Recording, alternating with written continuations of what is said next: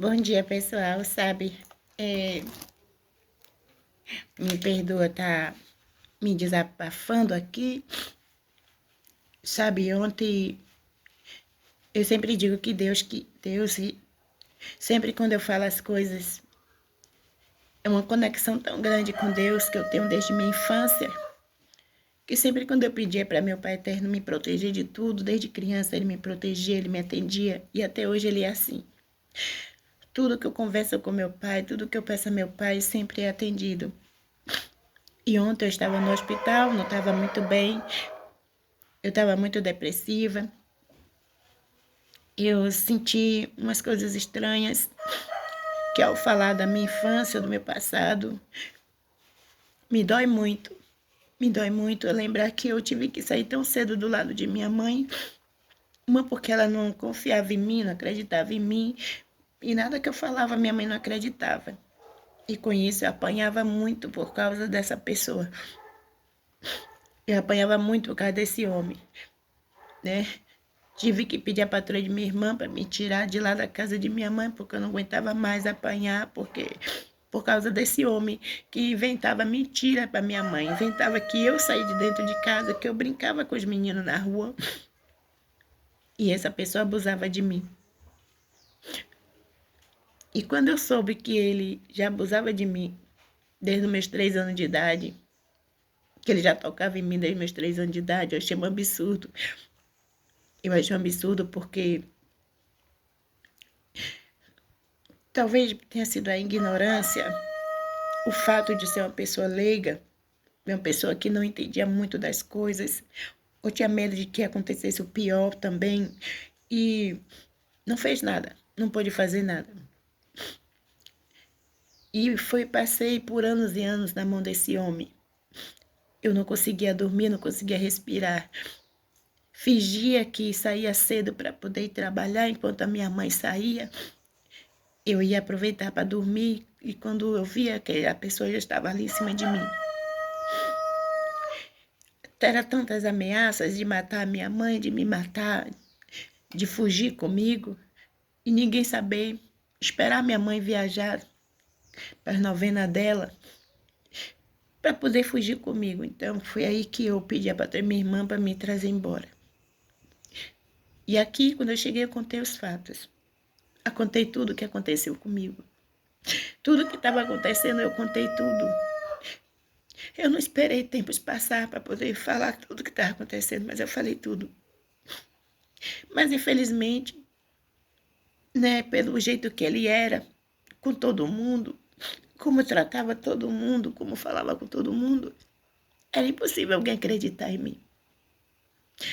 Mas por ano eu venho carregando essa dor de não ter ficado com minha mãe, não ter vivido a minha infância com minha mãe. E só ia lá ver ela e voltava, porque eu não aguentava ver aquele homem. Porque olhar para aquele homem era muita dor, era muita lembrança, era muita coisa. E meu psiquiatra, com meu psicólogo, não me deixava ficar lá muito tempo, porque eu voltava muito, muito mesmo triste, muito mesmo abalada. Chegar ao ponto até de... Eu brigava muito com o pai dos meus filhos. Chegou ao ponto até de eu ter tirado o sangue do meu filho mais velho, porque eu voltava muito alterada.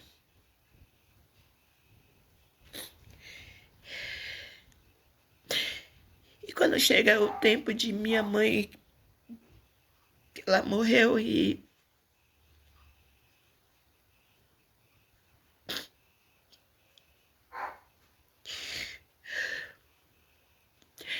a minha mãe, ela criou uma raiva de mim porque achava que eu inventava tudo. Mas eu não tinha um porquê inventar. Então eu pedi a Deus, eu fazia uma promessa para Deus mostrar que não foi só eu que passava por tudo isso, mas muitas crianças aí passavam. Passava com o pai, passava com o irmão, passava com todo mundo. Só não estava mostrando, né? A realidade não mostrava. Então, eu só viajava para levar as coisas para minha mãe, para ver lá meus irmãos, minha mãe, e vir embora. E parece coisa do destino que ontem eu estava no hospital, eu senti uma tontura muito forte, não estava passando bem. Falei até com meu irmão ontem que eu ia pro hospital e falei com meus filhos. Pela primeira vez eu gravei um vídeo para mandar para meu irmão, para meus filhos. Eu estava indo para o hospital, porque eu não disse nem porquê, eu não estava muito bem. Parece que era uma coisa que estava me avisando. Que sempre quando alguém morre, eu sinto alguma coisa. Eu posso até enviar os áudios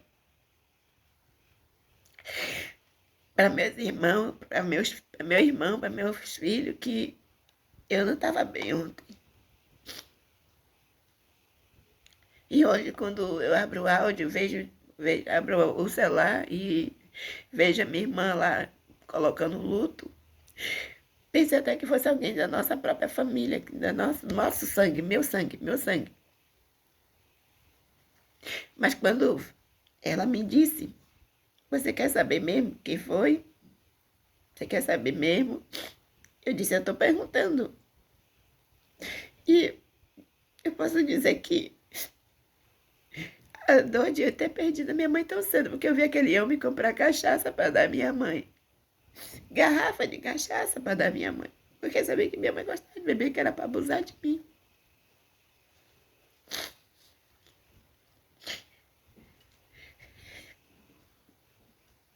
E era muita briga, era briga de faca, de facão. Ele batia tanto em minha mãe, e eu sempre ali sozinha para tentar defender minha mãe. E hoje eu soube que esse homem, ele foi pro inferno. Ele foi pro inferno, ele demorou para ir pro inferno. Ele demorou. Eu espero que meu pai cobre dele tudo, como já cobrou antes dele ir. Antes dele ir, meu pai já cobrou muita coisa. E eu tô, sabe o que é? Chorar e feliz ao mesmo tempo. Não era pra minha mãe ter ido embora.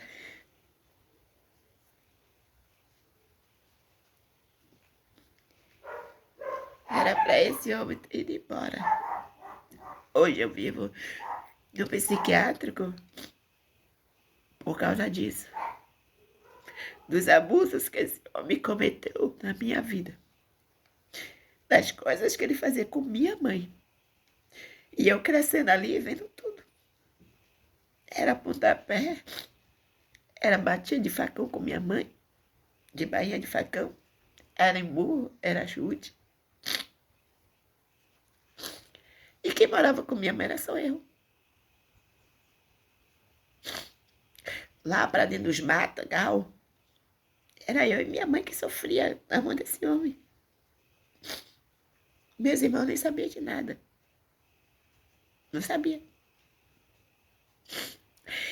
Quando tinha as brigas, eu chamava, quando estava por perto, morando por perto, eu corria, gritava e falava com minha irmã Dedeca, chamava Dedeca, para ir acudir. Chamava Manuel para ir acudir minha mãe quando morava por perto.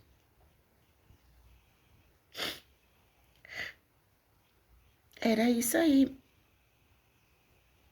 Às vezes, Preta estava mariscando, não tinha como vir socorrer minha mãe.